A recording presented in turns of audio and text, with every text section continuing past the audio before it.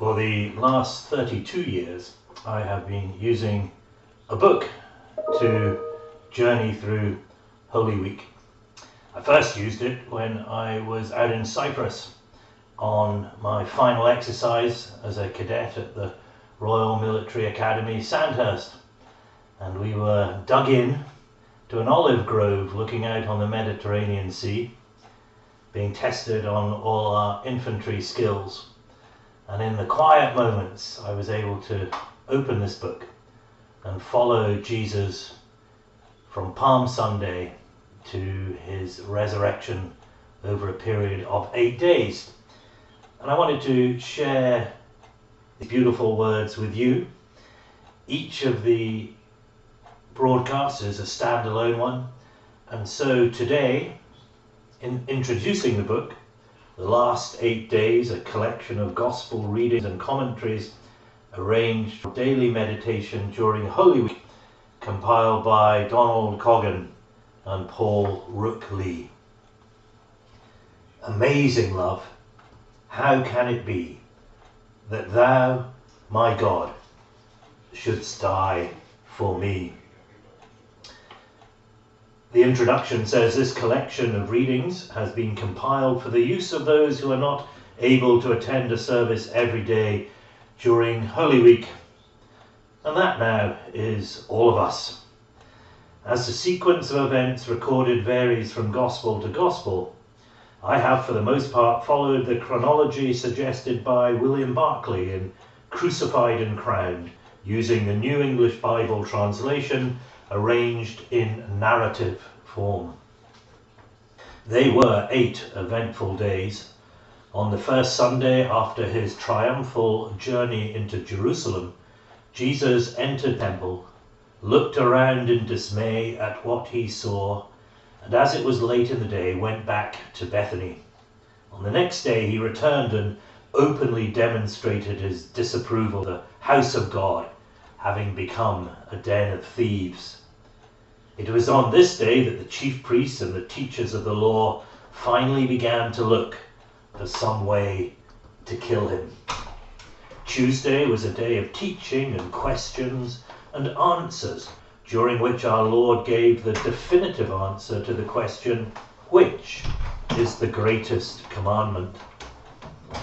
On the Wednesday took place what William Barclay has described as one of the loveliest things which happened to him in all the days of his flesh, an event which Jesus assured those present would be told in memory of her wherever the gospel is preached all over the world. And here it will be remembered from St. Cuthbert's in this year 2020. We don't need to be reminded of what happened during the next 2 days. Of the Saturday, little is recorded. We can only imagine the despair of the disciples and await the dawning of the following day, when it became manifest that, as he had promised he would, Jesus had risen from the dead. As we reflect on this, let us say with Thomas, my Lord and my God.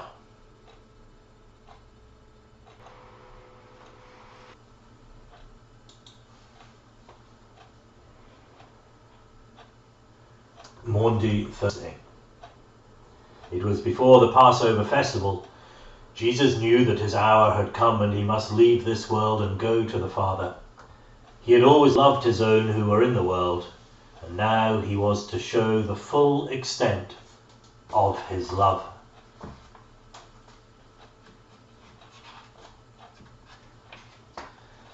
On the first day of unleavened bread, the disciples came to ask Jesus, "Where would you like us to prepare for your Passover supper?" He answered, "Go to a certain man in the city and tell him, the Master says, my appointed time is near. I am to keep Passover with my disciples at your house." The disciples did as Jesus directed them and prepared for Passover. In the evening he sat down with the 12 disciples, and during supper he said, "I tell you this, one of you will betray me." In great distress they exclaimed one after the other, "Can you mean me, Lord?" He answered, "One has dipped his hand into this bowl with me will betray me. The Son of Man is going the way appointed for him in the Scriptures. But alas for that man by whom the Son of Man is betrayed. It would be better for that man if he had never been born." Then Judas spoke, the one who was to betray him. "Rabbi," he said, "can you mean me?" Jesus replied, "The words are yours." During supper, Jesus took bread, and having said the blessing, he broke it and gave it to the disciples with the words, "Take this and eat. This is my body." Then he took a cup, and having offered thanks to God, he gave it to them with the words, "Drink from it, all of you, for this is my blood, the blood of the covenant, shed for many for the forgiveness of sins. I tell you, never again shall I drink from the fruit of the vine until that day when I drink it new with you in the kingdom of my Father." During supper, Jesus, well aware that the Father had entrusted everything to him and that he had come from God and was going back to God, rose from the table, laid aside his garments, and taking a towel, tied it round him. Then he poured water into a basin and began to wash his disciples' feet and to wipe them with the towel.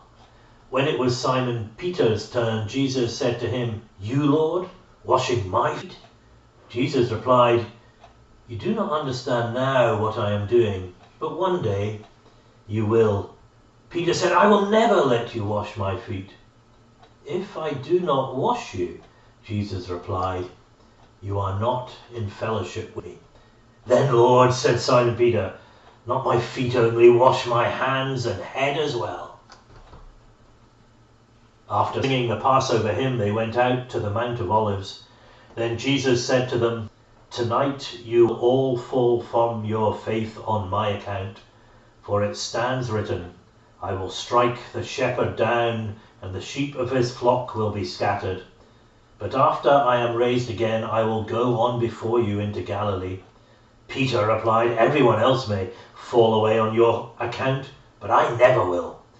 Jesus said to him, "I tell you, Peter, tonight before the cock crows, you will disown me 3 times. Peter said, "Even if I must die with you, I will never disown you." And all the disciples said the same.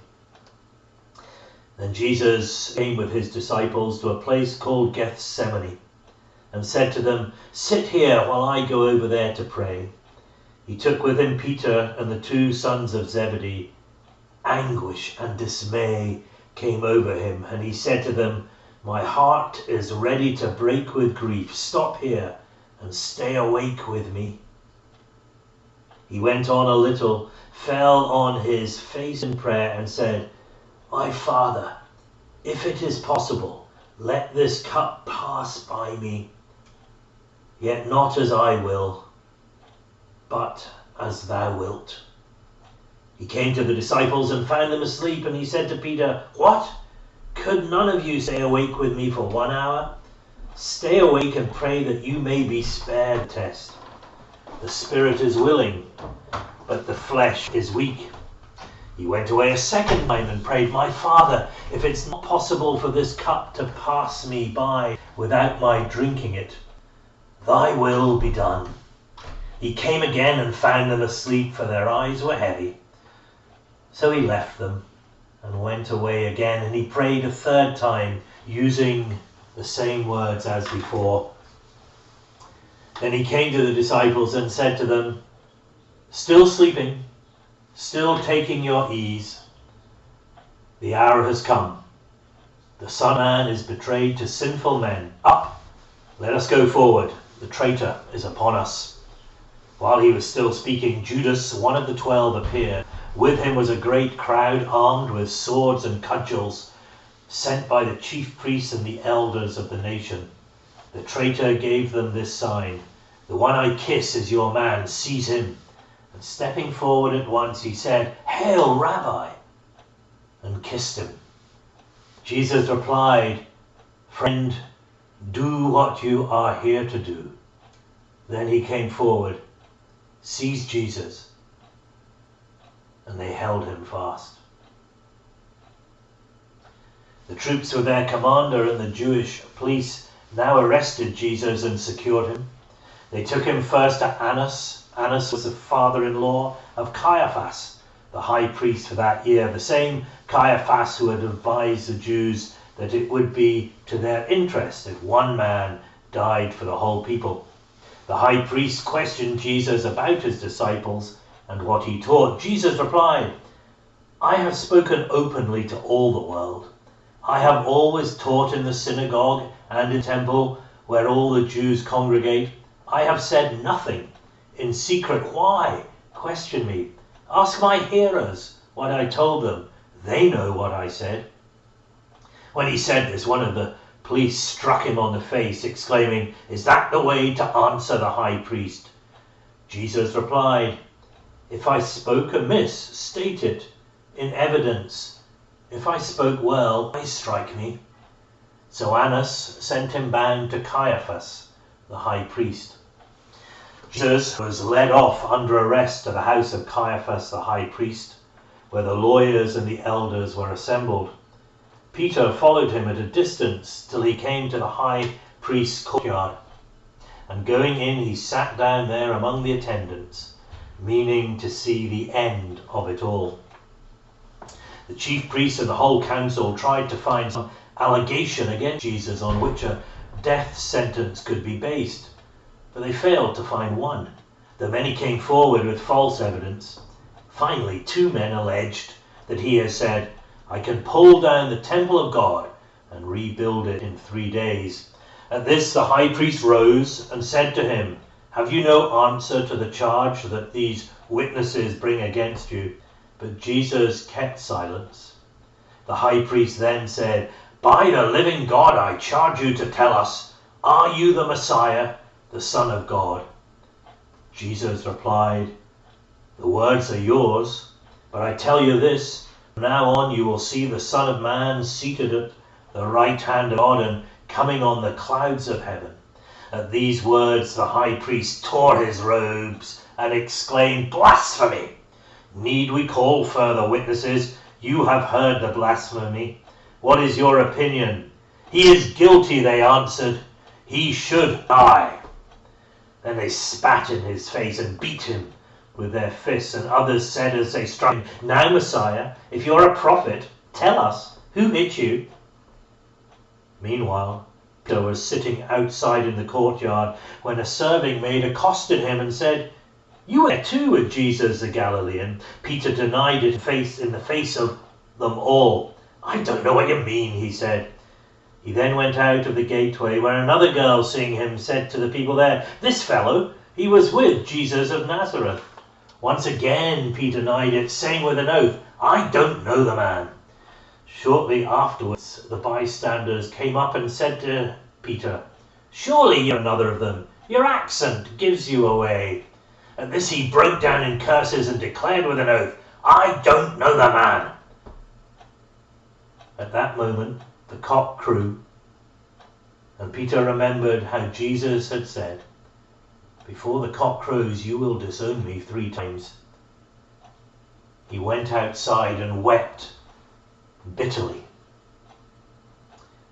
The reading through this Maundy Thursday can be regarded as a comment on the verse from John's Gospel which stands at the head of them. He loved them to the end. So the old translations had it, to the end of his ministry. But there is more to the phrase than a mere indication of time. The New English Bible paraphrases, "Now he was to show the full extent of his love. He loved them utterly, to the limit, even to death on the cross."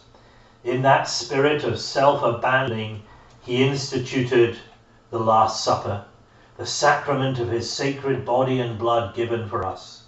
In that same spirit, the Master washed his disciples' feet, making himself of no reputation and taking upon him the form of a slave.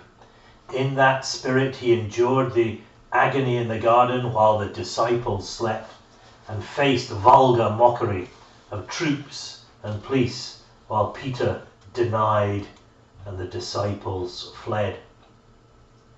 My song is love unknown, my Saviour's love to me, love to the loveless shown, that they might lovely be.